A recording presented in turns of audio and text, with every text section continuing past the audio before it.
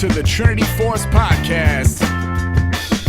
Yo, it's that Triforce cast beaming straight to your home. Grab a beer so we know Pone ain't drinking alone. Send an email, a quick tweet, just pick up the phone. Leave a message at the beep if you're a creep, watch your tone. Discuss the meta game, patch notes, whatever helps your stats most. Obi-Pone Kenobi is your last hope to snatch gold. So grab your headphones and join in the fun. We'll try enforcing some jokes and some cringeworthy puns. Yo, we can make it together, people. Trinity Force podcast. These boys are second to none. Now that's the end of the intro. It's time we begun. Hello, everybody, and welcome back to the Trinity Force podcast. We all took Monday off to enjoy the 4th of July, and I hope every one of you enjoyed your freedom. And if you're listening outside of the United States, I hope you enjoyed whatever you have over there, and you enjoyed your week as well. Even if you worked or you didn't, I don't care. You're not part of the United States, so you can't enjoy anything. Wait, Canada Day? Canada Day was on the 1st. Canada Day. We have European listeners. Someone got to celebrate a loss yesterday. Who was celebrating a loss yesterday? Oh, Europe. Is that England, I guess, right? Yeah, England. Yeah, right. That was the country, yes, that we broke away from. We're gonna have a history lesson today, guys. He's just so deadpan that he doesn't say anything. He's like, for it. Like a really basic one, yeah. He's like, very basic history lesson. So we're going to talk about League of Legends as we always do. I hope you guys enjoyed the Buddha Boxers sponsors. Again, that's BuddhaBoxers.com. You can use code Trinity Force for 20% off your entire order. We love that underwear and we love the company. So I hope you guys enjoyed what you picked up from them. As well as you guys need to go out there right now. This is a big announcement. Go to beta.tfn.gg and go check out the Beta Trinity Force Network site. This is a brand new site we're throwing out there. I want everybody to go out there, take a look at it, and give us your feedback. The only feedback, any feedback will do. The little bit of feedback that I've heard that is negative is that it's just a little plain, and I think I have a way to fix that. Other than that, I want you guys to go out there and see if it's easier, 1, to view on mobile, 2, if it's easier to get around and find what you want, and 3, we added a new feature on the site so that you can easily listen to podcast episodes and browse the site while you're listening. I've tested it on iPhone where I can actually play the episode, lock my phone, and it continues to play. I know like YouTube and stuff doesn't allow you to do that, which is really annoying. So that's very cool if you're out running or exercising or whatever and you didn't download the podcast through one of the podcast aggregates that are out there. So yeah, beta.tfn.gg. Go check it out. Send feedback to feedback@trinityforcepodcast.com. We're going to be pushing some more updates to that site as we continue to move forward, but we want your feedback on it, see how it works, and see if it's got all the information that you guys need for we're just calling it, again, this is a beta. It's a soft launch of something new, and really trying to get that information out there that you guys have been looking for. We've been listening over the last year and whatnot. So I know these guys more than less like it. Some are just silent, and others have given me really good feedback. So I'll leave it at that. I've looked at 0% of it, so my feedback is not helpful. It should be easier to go find the big things for this. It's easier to find how to subscribe to podcasts. It's easier to find us on all of our social media. It's easier to find Patreon, and it's easier to contact us as we have a contact page out there with individual contacts for people, as well as photos, so you can see what some of us look like. We'll be moving into like specific pages for people. So if you click on Dom, you'll pull up Dom's page, and it won't necessarily have a bio, but you'll be able to look at all the episodes Dom's ever been on, and maybe a photo of Dom if he decides he wants to put his face out there, that type of thing, right? We want. I mean, it's not like we're doing that presently with our faces at this very second. I still give people the opportunity to not want to, if they don't want to put their face out there on the website, they don't have to. Even if they go on live on YouTube. What you're not doing is giving me a chance to write a really full and exhaustive bio of myself here. If you would like to do that, you are more than welcome to, because we will probably. Oh, that's a mistake. That's a mistake. Like really long. We're like, I'm gonna target 10,000 words or so, and then I'm gonna edit it down to about 200. You don't know how to edit. Oh, I can edit it. I'll just cut it down to I am Dom. I drink. I play video games. Maybe that's pretty much the gist of it. or just pick 200 random words, like a chunk of it in the middle, and that's what you get. Like an Ipsum generator. Yeah, be great. All right, let's talk about some League of Legends. Support in the middle. What's that? Yeah, just the big support, like H1. And it floats when you move your mouse toward it. It moves away from you, so you can't click on the word support. All right, yeah, let's talk about some League of Legends. We've been going on a lot of your listener questions. We're not going to do so many of those tonight. Instead, we have some specific topics to talk about. As last week, I asked every one of you to send me a bronze or silver replay, and I went over a lot of them this weekend. Again, you're not getting replay reviews. I'm using these as more or less research for a video and for the podcast. Something that I noticed when we were doing these podcasts, we've been doing them for 454, 3 episodes, whatever it is that a lot of times I don't get a chance to go back in and look to see what it's actually like to play in bronze and silver. We talk a lot about what we think, we theorycraft how it goes, but I kind of came back and I went, you know what, I should probably watch some games and actually see how people play and get some feedback from people, and it's been very enlightening. Dom, you look like you had something to say. You took a Well, break. it's just like because even if you get onto a Smurf account or something, playing in bronze doesn't mean you're playing with the bronze mentality. Yeah, I know. So that's a really hard thing for you to recreate, for everybody in this room to recreate, just because you sort of know the direction things are supposed to be going, and while there's always going to be that sort of conflict you have with your teammates, the reality is that there are it's a very different attitude and approach you have if you genuinely don't know, or you think you know, but it's wrong. So as you can see, if you're watching the YouTube VOD, you can see some of the thoughts that I had here, as well as there's more to this than what you see. Is that, like, the first thing that I want to specifically talk about is just lane positioning, and we can kind of roll that into trading stance, which I can't actually click on. Oh, I can click on. Look at that. So we've mentioned or talked about trading stance in the past, or even alluded to the fact that we know what it is, and we want to talk to you guys more about it. And it's just the way that you're positioning essentially the TLDR is the way you position yourself in lane to be able to control the minions and control your opponent. You are setting yourself up so that if the opponent comes in, you're trading with them, and then you're getting the CS and they're backing out. Like, that's like the very basic bones. Dom, I'm going to put you on the spot here to let you talk a little bit more about it, since you actually threw the post at me a while ago. So this was I guess I see it most often credited to the player Froxen. I believe I'm pronouncing that correctly. There are a lot of capitalizations and weird consonant combinations going on that's throwing me off. At least that's who I see it's most frequently attributed to. It might be just a larger concept overall that high MMR players just know, and it didn't need there's no one creator. The basic idea is kind of as Adam outlined and everything. You go in when your opponent is about to take a predictable action, and then you do something that's going to make them be penalized for taking that action. And in the case that is really talked about here is CSing.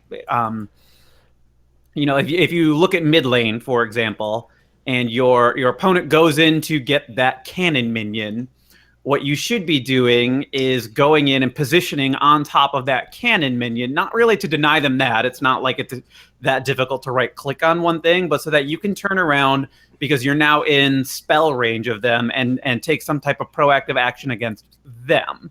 Ideally, hitting them with a big spell or a spell combo, some type of trading, because realistically, they're not going to be able to hit you with some type of reprisal attack before you are able to get out of their spell range.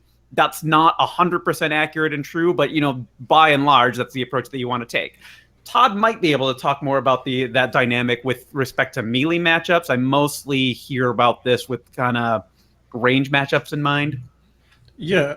So this is like super, like a super big part of the game. And this is probably one of the most important skills to learn, because this is going to allow you to basically get free damage in trades, like when you understand this concept well and you take advantage of it from your end. So basically, when you're melee specifically, what happens a lot of the time is, you're going to use your melee auto attack to go for the creep, and during that animation time, you're basically not able to fight back. So there's like this half-second window where people get to attack you for free, pretty much. Either they get to hit you with an ability, or an auto attack themselves, or conversely, when they go for the CS, because they're occupied for that half second, in that same moment, if you're in a losing melee matchup, that's your opportunity to get the creep yourself if you're on the opposite side of that fence and you're worried about getting denied yourself. It's Yeah, not a thing that you can just always do. More for it to really, really work for you, you kind of need the lane going in your favor a little bit. Because if you don't have, like, if you have a pretty considerable minion disadvantage, you're just going to eat a ton of shit for trying to pull something off like this. Because you're gonna harass them, and then all of a sudden you're going to eat a whole bunch of minion damage that you otherwise might not have had going because the minions were otherwise occupied with other minions. But if there are a bunch of minions that are really just focusing on like 1 or 2 minions, you're going to eat a ton of shit for that auto attack, and in addition to any other damage that might come your way. Yeah, I've found that pretty frequently in mid lane where you don't, like, if you're throwing just spells out, if you're throwing like REQ to just try to find some damage, you're not going to get punished for it as much. You might push the wave if you didn't mean to, but yeah, if you do throw out that auto attack, if it's going to be part of your combo, then yeah, you better recognize what bad things might happen in response to that. But I found that coming from somebody who used to play like Thresh a lot, like I would always try to position myself to be able to hit hooks, and that meant avoiding minions. And now that it's mid lane, like you have so many times where you can like line yourself up to shoot through somebody when they're going to be coming up for just to get that CS. And I think it's really, like, we're all, I think, going to say it's very important. And I'm starting to realize I need to be maybe a bit more aggressive with my positioning in those situations where I could maybe make shots more often. Like Anivia Q kind of comes to mind because it's a very slow moving skill. And if I was a bit closer to somebody going for that cannon minion you were talking about, that might be a bit easier to hit and really, really punish somebody. But yeah, like you said, you can't take it every single time. Otherwise, you'll become very predictable and people can punish you for that pretty easily because you'll be like, hey, I'm just going to walk up to CS jungler, come right now. But if you start knowing where those windows are and taking advantage of them when you can without doing it every single time, I think it's a really, really good skill to learn.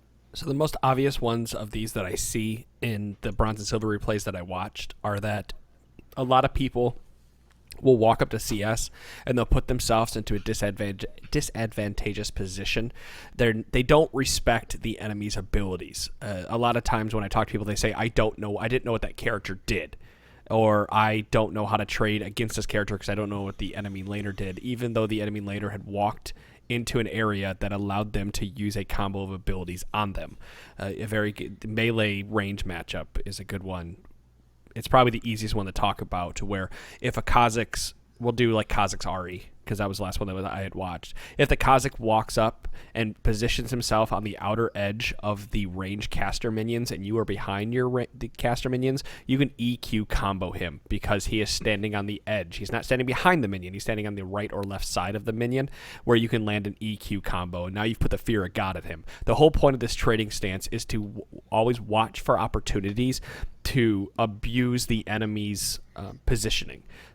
So if the enemy is... Dom had mentioned walking and standing on a minion. Now, you don't necessarily want to go and stand on top of a minion when you're doing this because people might get that confused where I'm a range matchup and now I'm walking up into melee range. But if you're playing Darius into something else, and Darius and the Riven blows her 3 Qs and the auto attacks, you can now walk up when the Riven tries to CS and trade with her, right? I mean, whatever it is, when you're in lane, you're always paying attention to what the abilities the enemy's used, how they're using them, and then you're trying to force them into a position that allows you to trade and get the advantage. Because now, once we have the advantage, we're not necessarily pushing the wave. We're just trying to force them off the wave so they're not getting all that extra CS. And best case scenario, have to go back and lose experience. Top lane, a lot of times people lose those trades, walk back, die again, and now they're down 2 levels. And the top laner has the complete and total control over the game. I think one thing that's going to be interesting to see if you are somebody who's kind of prioritizing the farming aspect of a lane, especially in like a 1v1 matchup, is there is a chance that your CS will suffer if you try to switch to looking to, like, obviously if you put some more focus into something else, your CS might suffer at the beginning, but it's also a skill that once you get better at it, you'll get better at CSing while also messing with the enemy, which hurts their CS. So I think it's something that you don't want to like get discouraged if you're like, well, I started doing this and ended up losing CS by like 10 or 15 less than normal. Like don't be discouraged by that if that like is your mentality coming out of it if you didn't get like a kill or something in response. And it's definitely a thing that you're going to really struggle with if you're also trying to learn how to CS while you're at it. If you're struggling to CS, if you're not getting, 90% of your CS, definitely without other people in the lane, but even with people in the lane, like that's kind of what you need to be focusing on before you can even start tackling this, because this is going to set you back. And there are going to be a lot of things that throw you about this. And like until you have a solid foundation for just CSing down and everything, like this is going to be a really difficult thing to integrate into your skill set. I guess you should absolutely practice that, or practice CSing and then turn around and practice the trading stance, because as Todd mentioned earlier, like these are really just fundamental parts of laning at this point in the game. But it's a stepping stone situation. If you can't CS, like don't start trading stance, like just focus on CSing. On the topic of differences between mid and top, or I should say really mid versus top and bot, the length of the lane is actually a factor in top and bot lane, where the length of the lane and mid is so short that it like almost doesn't come into play. Basically what I mean by that is that whole trading stance, that like amount of safety you have around your own creeps changes dramatically whether you're further or closer to your turret in those longer lanes, especially in those matchups where maybe one character has a lot of chase potential. You can just retreat so much more quickly in mid lane because it's so short. So I'm laughing because Adam and I were talking about something earlier, and I was trying to come up with a different name for it, but I kept falling back to line of scrimmage. Because at every point in the game, there's sort of this invisible line that if you cross it, you are now in, some type of dangerous territory. And at the start of the game, it's really just straight down the map from top left corner to bottom right. But like literally when you cross and you're suddenly closer to the enemy turret, if you're on top or bottom, like you are at much, much higher risk of something negative happening to you. Than you would be if you're on even just a few units on the other side of that line. Just because of the type of vulnerability you open yourself up to the jungler or a roaming mid laner. Yeah, you might watch some of the pro players and wonder how they know that enemies are going to be in certain bushes or why they aren't walking in certain areas. It's because they unconsciously are following this line of scrimmage that they could play behind, and that's usually when the towers start to fall. It's where the wards are at, and then we've talked about that, using that information to get a guess of where the enemies are at, using the time that people have taken to go back and whatnot. And that's more of an advanced strategy than just getting the laning phase pieces down. Granted, all the replays I watched, there's flaws throughout the entirety of the game. People say that bronze games go to 40-45 minutes because nobody likes to group. Hell, I played with Ranhurt one time this weekend, and nobody would fucking group with me, and we lost the game because no one will listen. They'd just rather chase kills, and that's 100% true. And the only way to make that, work in my favor would have been to type more frequently or to guide the game more frequently. So just taking a step back, working on lane mechanics is such a pivotal part of the game that if you're not focusing on that, you're just going in to play some champions and wondering why the fuck I'm not climbing, it's because you didn't take the time to learn these basic mechanics. I will say that as I learned to play this game, I didn't know what trading stance was. You just kind of learn it naturally as you talk to people and watch people play. You suddenly learn that, okay, I have to CS and harass, and then I have to try to get my CS while I'm harassing, and it feels really good when you get it down. Right? Like, it feels really good to harass and walk back and get those 3 CS that are just a tiny little sliver of life, because now you walked out ahead. And it's one of those things where if you feel like you're always CSing really well, but you never like are reliably winning your lane or taking control of your lane, that might be you just not understanding how the trading stance really works, and that's really the next thing for you to start working on. Again, it's a different story if you don't CS very well, and I don't CS well. There's I've been playing support long enough that I'm bad at CSing, and so when I end up on another role, I'm not worrying about any of this shit. But when I'm playing support, like this applies to supports too. It's not just the people who are out there trying to actively CS. Every time an opponent goes in to kill a minion, like there is some type of window for you to take an action or consider taking an action. Even just positioning yourself to take an action such that they have to respond. Like it's all those little things that can really start swinging something in your favor. Supports might have a lot of abilities that a lot of skill shots to get blocked by minions, but the AD carries don't have as many of those. So you positioning, aggressively forward in the brush might mean that Caitlyn or Varus can nail somebody with a skill shot, and now you've come out a little bit ahead in this exchange. Do you think the minions get scared when auto attacks buzz over their head and hit somebody else but them? Yes. Probably. I mean, if I don't get scared, it's probably more like a sigh of relief. Oh, hey, look, that one's not coming for me. And you think what about like the minions that like live with really low health at the end of a game? Do you think they have like PTSD? Isn't there a whole song about that? I'm pretty sure Bad Administrator did a whole song about minions and the minion having a family and shit. How do you think the minions feel when they do 99% of the work to take down a turret, and then, the jungler shows up, delivers that last hit, takes out the gold, gets the big icon next to no, dude. What about the reverse of that? What about when you do 90% and then that little bastard gets it? Like... He takes my gold. Well, enough about minions. Let's talk about minions, because we're going to talk about CSing and lane some more. One of the big things I was looking at when I was looking at these replay reviews is how people position in lane, and of course that goes with trading stance, but it's more or less positioning after you take a CS and trying to think a step ahead. A lot of people will try to equate League to chess, and that's just because of the thinking a step ahead thing. So that's probably the easiest correlation that people can make.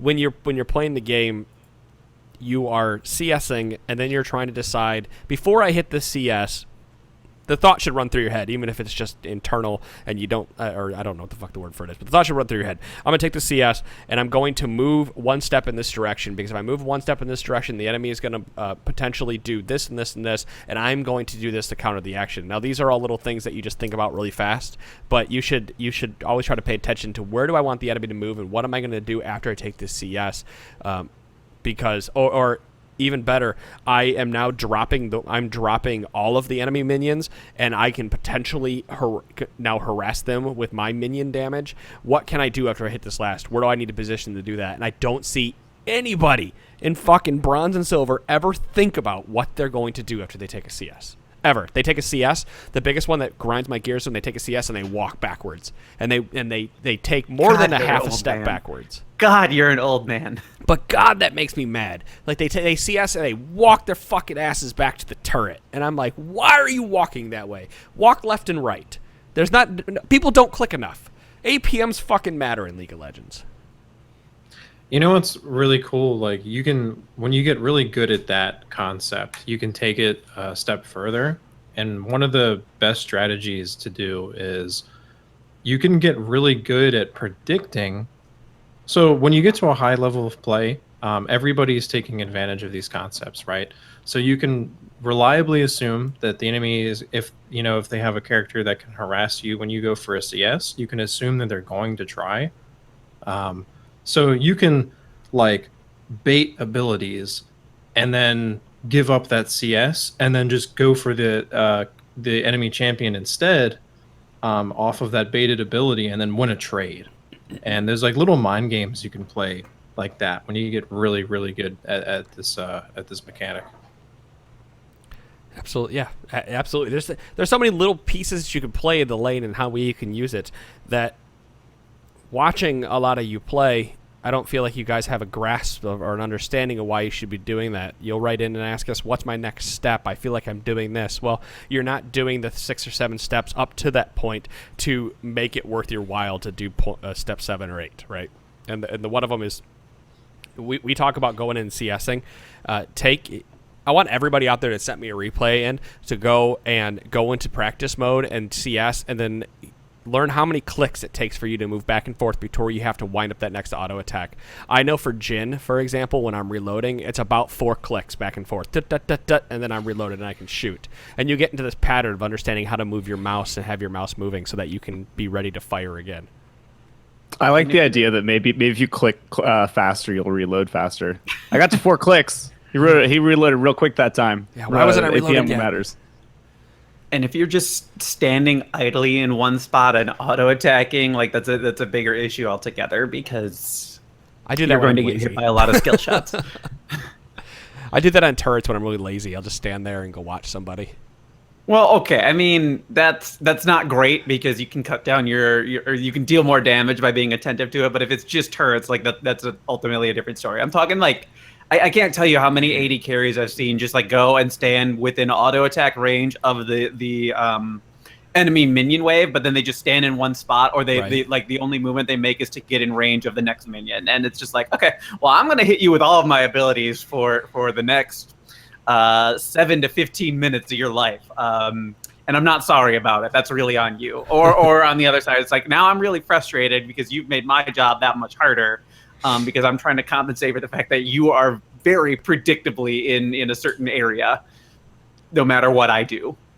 I remember like that idea with turrets being one of the first like skills that I recognized happening in the game, because like I played League when it was season 1, like way before we had metas or anything.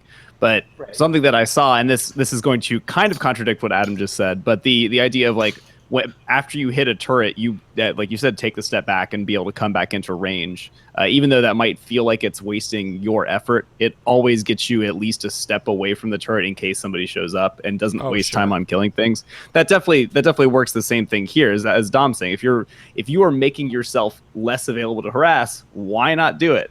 And then the final part of that is something that I've harped on in a bunch of episodes in probably the last, I don't know, 20 or so, is the saving time idea of like trying to move towards your next objective always. If that's in jungle, if that's in your CS, like if you're about to kill that last minion and you know you're about to roam, start like moving to position yourself before that auto attack's ready, then fire it and you're already moving and you've saved yourself what seems like minuscule amounts of time, but that adds up over the course of a lifetime of playing League and in a game just itself.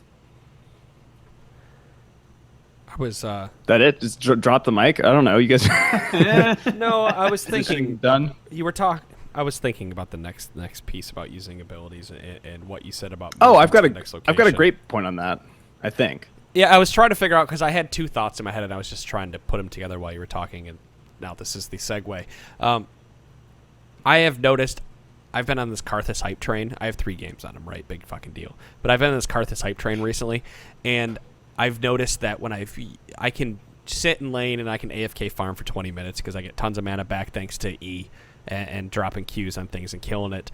But then I'm not afraid to use my mana when that Annie tries to walk up and harass me because I just want to make her use all her abilities. And then I walk back in lane and I continue to last hit with my Dorans and my E and get all my mana back. Like I watch a lot of bronze players not use their abilities, or they either like go full Monty and just throw all their fucking abilities out there to their or they never ever use their mana and just stand there at 100% mana the entire time. And a lot of that has to go back to understanding how trading stance works and using trading stance effectively. But you need it. Using your abilities is very, very important, and you shouldn't be gun shy about using them. Right, you're not going to get that mana.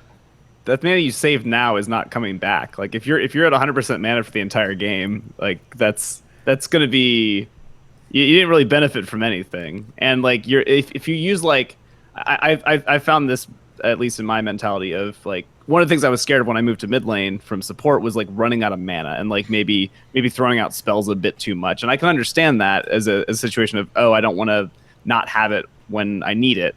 But like at the very least, like in early levels, throwing out 1 spell per level, and that's very low amount, is not going to run you out of mana. Like you have regen for a reason. Like it exists inherently on champions, and like Dorans. Throwing out a couple just makes it like you can do stuff with that. Even if it doesn't hit like the opponent, you're at least trying. And if you don't throw it, you're not going to hit them. So why not use it?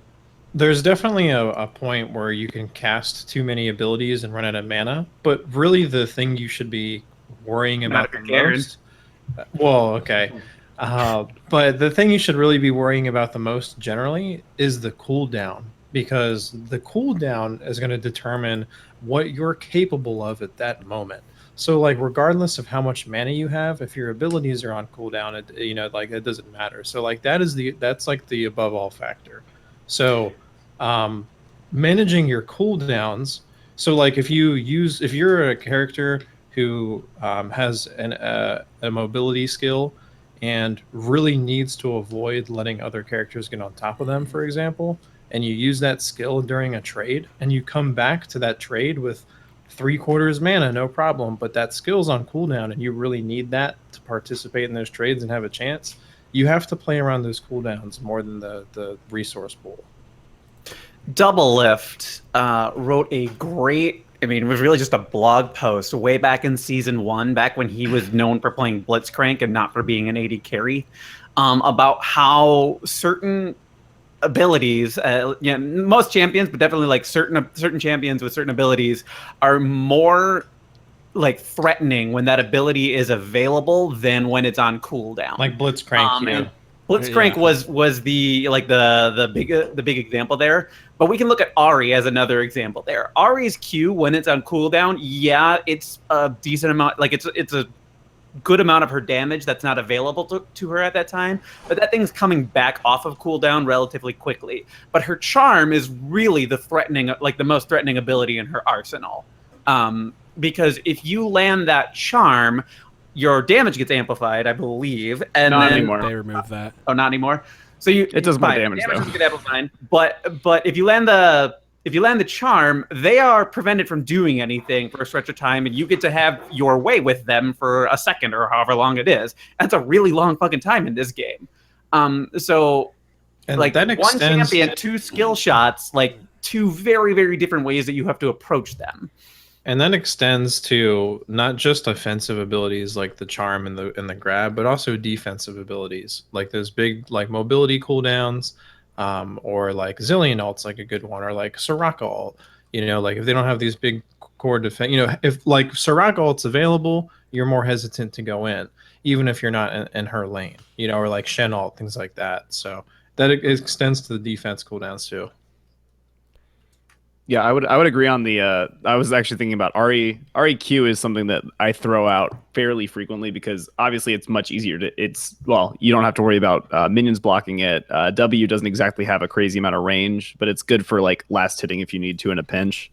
But like you can just throw your Q out all day and you're not really going to run out of mana too much. And that's what I found in a lot of just mid laners I've been playing is that there's one ability where you can just usually throw it out, get it up pretty quickly, and like as long as you're making sure your charm's up for the fight or for the gank, then you're much better off than if you're just throwing that out willy-nilly. And if you're saving your abilities because you have this idea that you're going to 1v1 the opponent at a certain point in time and you want to have all of your mana and all your abilities available to you, then that's a fundamentally naive attitude to take. It's a team game. Like, don't ever assume you're going to just have a 1v1 situation come up. They absolutely do happen, but it's usually because you forced that to happen or your opponent forced that to happen through other actions taken far earlier. There's almost never going to be just like a straight 100-0 1v1 in River unless you arrange that ahead of time. Or you met the enemy jungler and then CC'd his ass to death as he was taking the scuttle crab. I was watching. Yep. So we're talking about using those abilities and using the mana. It's also understanding why I'm pushing the wave and when to push it.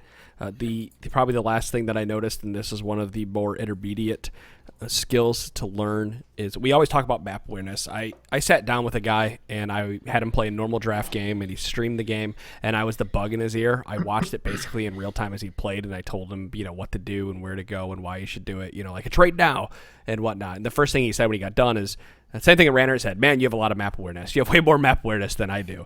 Because I was trying to tell him, hey, you just forced so-and-so back. You should be pushing the wave. Now use all of your abilities to push your wave. REQ it, Foxfire, auto-attack something, use an E to last hit something else if they're both low life, and now go back and get your mana back, right? Like a lot of people, if they're not paying attention to where the enemy laner goes, or if they decide to push, they don't push with all their abilities. Rather, they just kind of like auto attack, and then the next wave comes. They don't respect the 30-second or so timer that it takes or 40-second timer that it takes the minions to walk back down to the lane.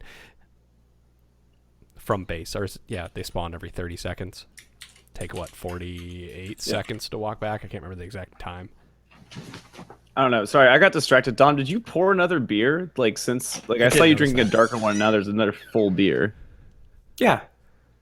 Okay, nice. I haven't been paying attention to drinking as much. I'm having map awareness. I'm having map awareness inside of this call. So there you go. I went from you missed it pre-call. It was I pulled 2 beers out of the fridge, thinking they were both on the lighter spectrum, and so I was fine. That's why I picked the glass that I did, and then I opened the first one, and it was a dark beer, and I have no issues with dark beer. That wasn't a problem. It was just oh shit, okay, I guess I'm going dark to light.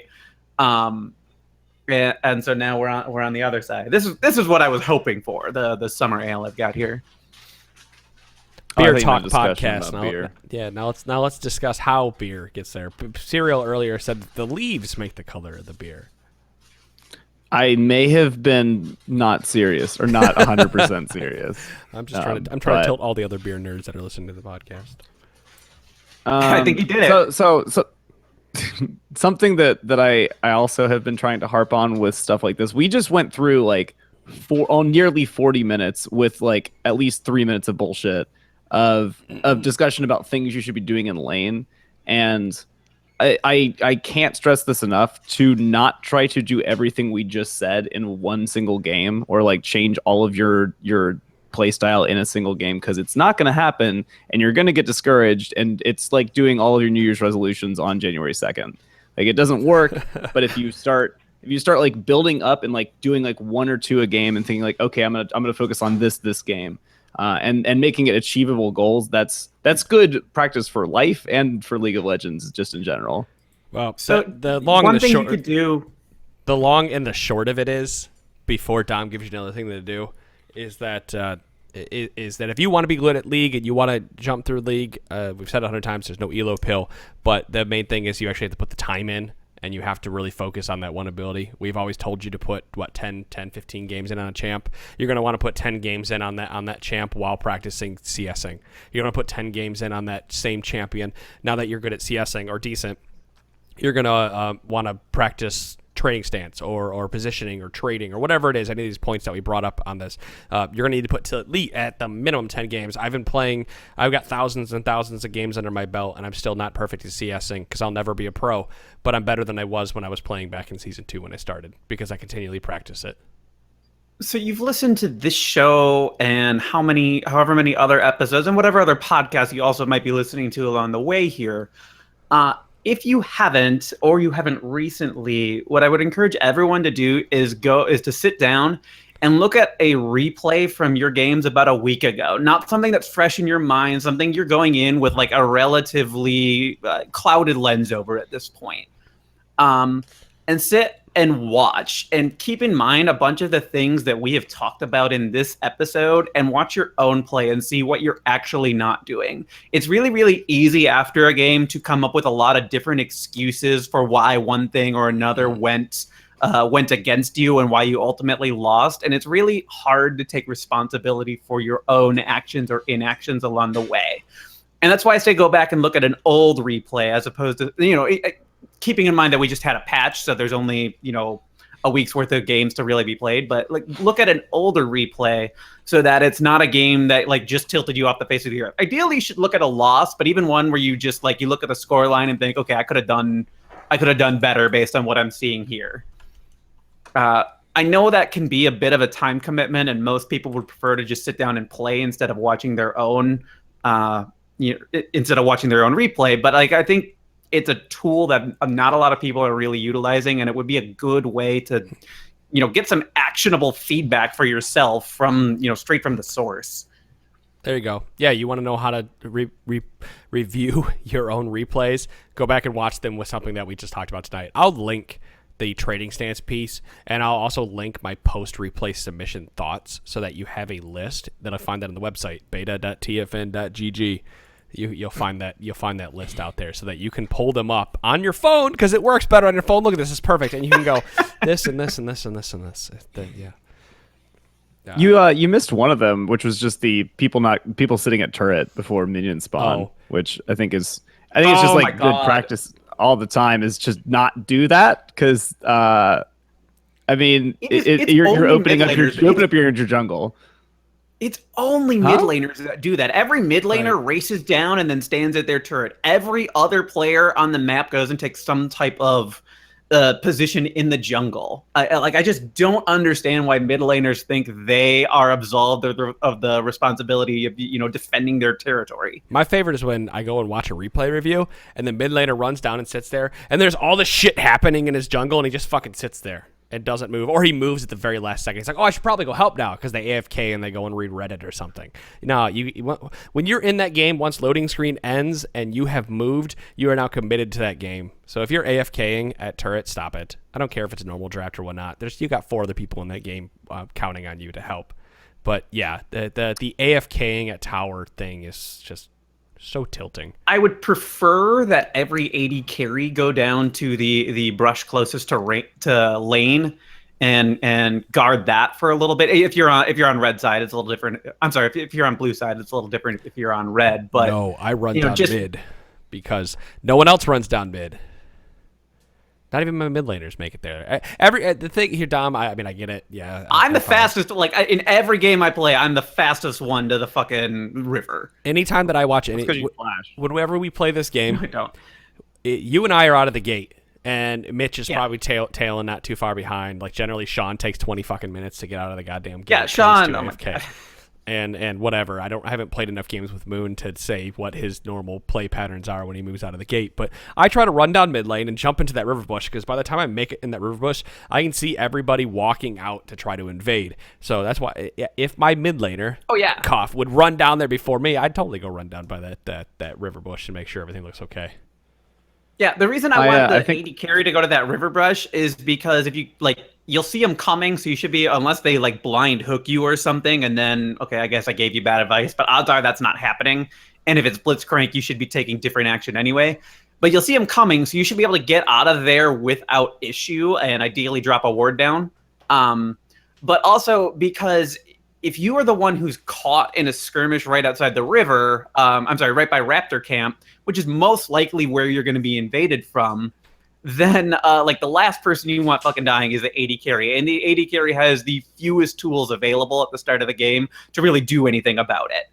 Mid laners, supports, junglers, most of them have some type of ability that they can level up to either get themselves out of trouble or lock somebody down long enough that they can get out of there. AD carry, guaranteed you're blowing flash and possibly heal.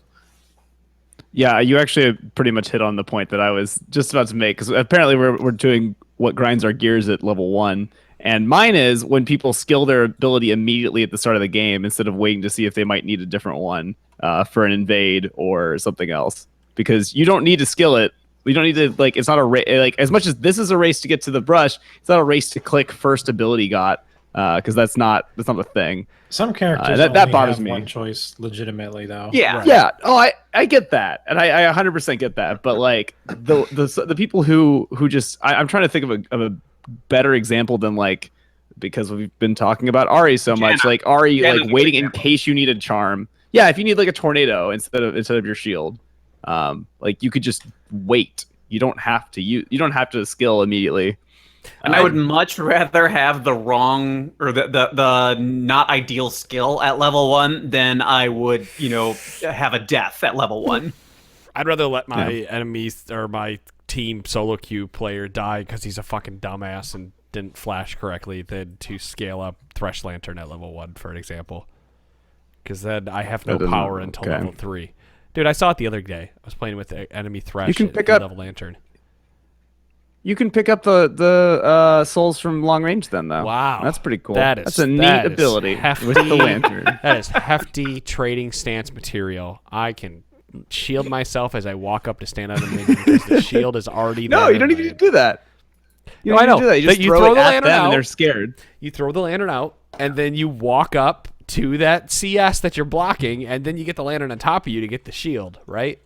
This is fucking next level strategy shit right here.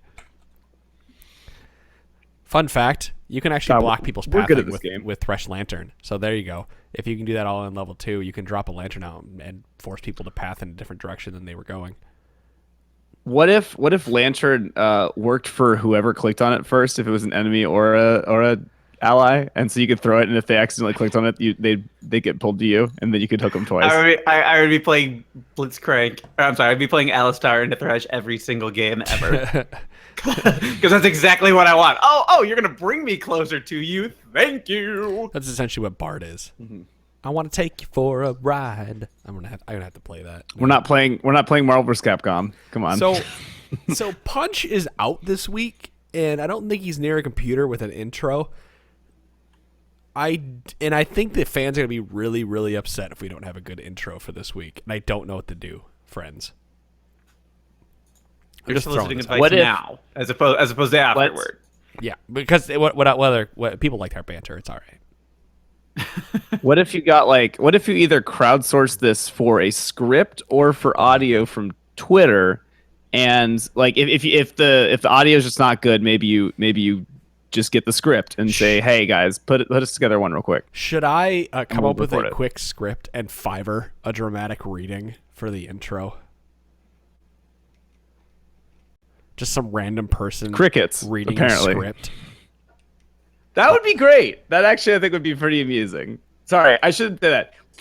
Probably would be maybe okay. And there's going to be a lot of non-committals in this sentence. I'll find the most foreign sounding person I can, so it's like really hard to understand them, but even funnier because it's not Punch. And are you doing auditions?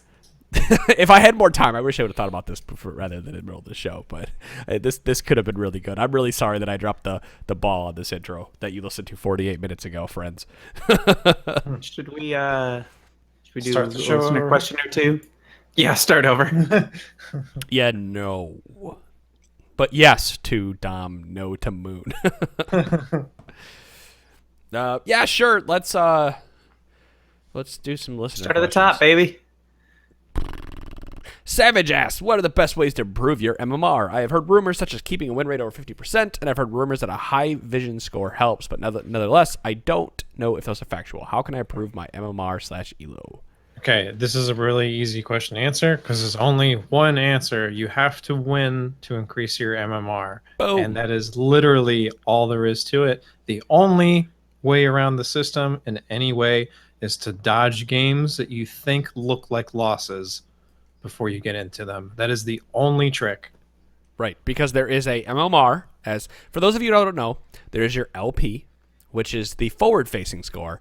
Then there's an MMR, which is your hidden score. Think old Season 1, Season 2 ELO, where it's 1,200, 1,300, 1,400, 1,500, right?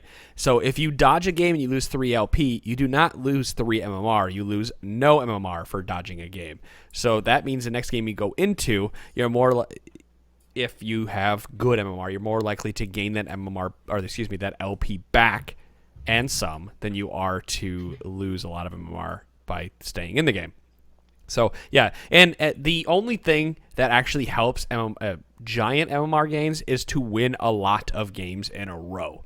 If you can go out there and you kind of get like that doubling effect once you start winning 3 or 4 or 5 games, your MMR starts to increase in big leaps and chunks. So if you can get in there and you can, it's hard to do, but if you can walk in there and win 7 games in a row, you'll dramatically increase your MMR and you're basically proving to the system you don't belong where the fuck you're at and that you need to be back up somewhere else. It is really bad to be a streaky player, and by that I mean it's bad to go on an 8-game win streak and follow that up with an 8-game losing streak. It's fine to win 8 games in a row and then lose 2 and then win another 4 or 5 or something like that, but it's really bad to win 8, lose 6, win 4, lose 7, something like that. Right. Like, it's really, really bad to be that type of streaky player. It really sucks to be on like 7 losses in a row and be like, there's no way I can lose one more game. And that it still happens. Gambler's fallacy? Fuck, dude. That shit happens. What the gambler's fallacy? Oh my god. Oh fuck, it's not gonna be good. It's not good. I remember I was talking to my kids about the gambler's fallacy. They were basically they were saying something like, well, if we put this down and we do this, we'll win. I'm like, that's not how gambling works, child. Just because you spend more money after you lose it doesn't mean you're gonna win it. Or if we keep doing the slot machine, eventually we'll have to win the jackpot. No, that's not how gambling works, child. It was fun explaining to like a 7-year-old how gambling works. That sounds like the worst. Like it sounds like the like.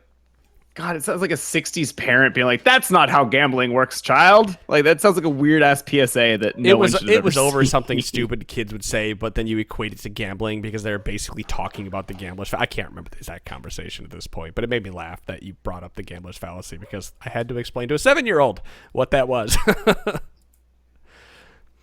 I mean, so basically, to improve your MMR, you need to win more than you lose, and especially like you need to cut down on the amount of losses. There's nothing you can do in any individual game that's going to improve your make the game think, oh, you lost, but you still here's a participation award. You did okay even though your team lost. I'm waiting for Riot to release the MMR keystone, so you get a little extra MMR when you win. Yeah, okay. We'll see that one day, right? But you do The like MMR rune.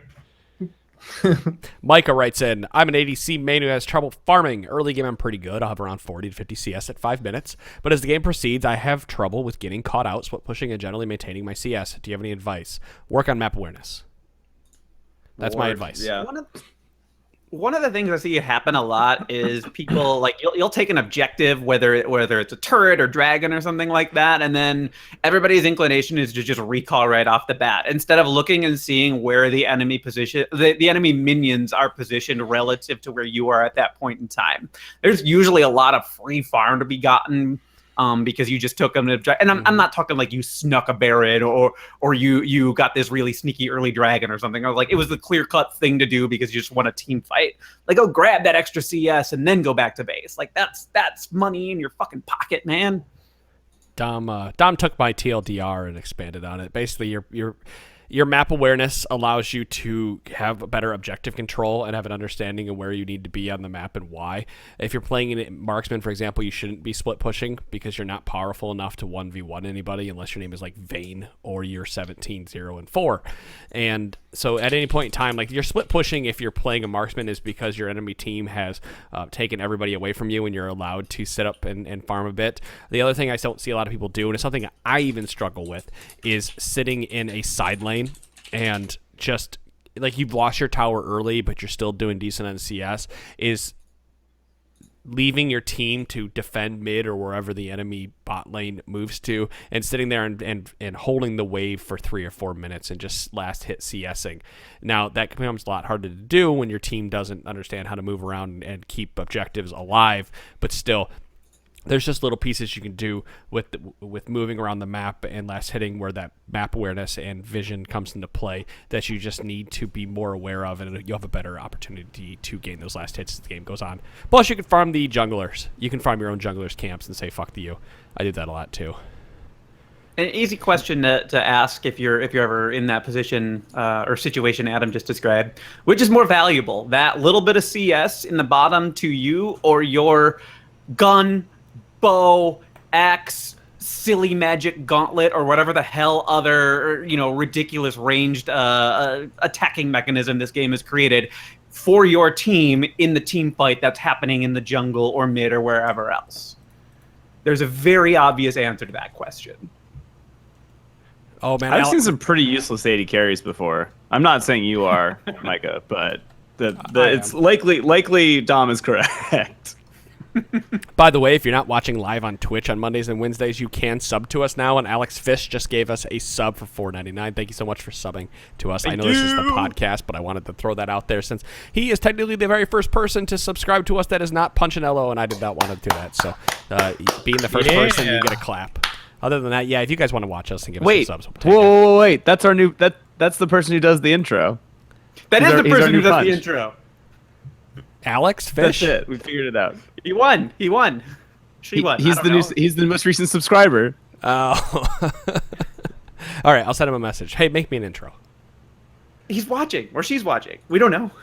Oh. Anyway, let's talk about some more League of Legends questions. I guess we can do one more before we end this out. Nathan, as a jungler and low MMR, should I keep the yellow trinket for wards and vision for the whole game, or should I switch to sweeper at level 9 for disabling wards when I gank? If I'm recalling correctly, Nathan said bronze, low silver MMR. If context is important, and dude, bronze players don't fucking ward ever, and yeah, ever. I mean, the supports don't play support in bronze either. So if you value vision and you feel that you can lead your team to victory through vision and better map awareness and better map movement and objective control than the enemy team has, then you should just go ahead and pick up the tracker's knife and use that. Because the other thing is that even if like the support is doing their job and putting down all the wards, that doesn't mean the rest of the team is actually using those wards in a meaningful way. So if vision is important to you, then like stick with the yellow trinket or go to blue or something like that. But although like sweeper has its value, even just for the number of times I've spared myself from death just because I saw the silhouette of somebody in that brush. I was like, oh shit, get the fuck away. Get the fuck away. There is a bug in there and it is going to kill me if I don't run. So that'd be my answer for anybody out there. If you value vision, go ahead and pick up the vision. You don't need the trinket. I would just pick up I just said a tracker's knife. So yeah, I would just keep the trinket and then go with one of like one of the abilities you can use on summoners. Or on champions. I was thinking it'd be very funny if you started out the game and told your team, vision is important to me, just in chat, and then you could mute say everybody and don't worry about it. There's no reason not to. Like, if vision is important, you'd be like, vision's important to me. Can we try to keep places warded? People aren't going to fucking listen to you 99% of the time, but hey, now you have that new honor system, so if somebody actually does start doing more vision than you would normally see, maybe you can just give them a little honor at the end of the game and get a couple key fragments for your time. Just make sure to copy paste all of the things that are important to you in League, and just post it at the beginning of each game like a dating profile for League, and then they'll honor you and say, "I like that guy." That's Mitch's strategy. I've noticed a reduction in the amount of assholes talking since this new honor system came out. I don't know, like these people might have just been inclined to not say anything to begin with, but like I have yet to receive any flaming comments from an AD carry since this honor system came out. So well, I better step up on that for you. I wish I could say my experience has been any different, but it hasn't. No, my experience hasn't been any different, and I'm going to make Dom's experience different tonight. You single-handedly ruined my game experience every single time we play together. So thank you. You're not going to have to do anything different. I'd like to accept this award on behalf of the Academy. Oh man, don't give me food. Honor. Yeah. All right, that's it. We're going to leave it there. beta.tfn.gg. beta.tfn.gg. Go check out the new website. Let us know feedback. You can find the Contact Us page in the upper right-hand corner. Send an email to feedback@trinityforcepodcast.com with any of your thoughts, even if it's good job, fellas, or I fucking hate it. You can go check this out on the subreddit. It is at T-Force Network on Reddit. The post is there. You can even put the stuff in there. And you know what, Alex? Thank you for the bits as well. You know what? I love you guys. If you guys aren't watching, twitch.tv/T-Force podcast, you can give us bits, you can give us money, or you can give us nothing. We don't care. We're going to keep giving this episode to you. And so I hope you guys enjoy this episode this week. We will be back next week with 2 of them. And if you're also counting, I got about 3 more weeks left on this podcast until I'm off for a little bit. It's that close. Child. Till you need to start teaching gamblers fallacy way to scare the listeners on the outro. No, I'll be on and off in August. I think September is when my sabbatical starts for a brief amount of time. I don't know yet. Still waiting, so we'll find out. I don't think sabbatical sounds way too professional. It's like a warning to people not to listen to the podcast for a while. Starting in 3 weeks. Please don't say that. No, don't listen to this man. We're gonna see what Mitch and I can do here. I bet it doesn't go well. Ooh yeah, guys! Thank you so much for listening to the podcast. We will see you all on Monday with a new episode. Holy crap! You know what really sucks? All right, there we're good. Nothing doesn't suck. I'll tell you guys later. Have a good weekend. Peace. Later.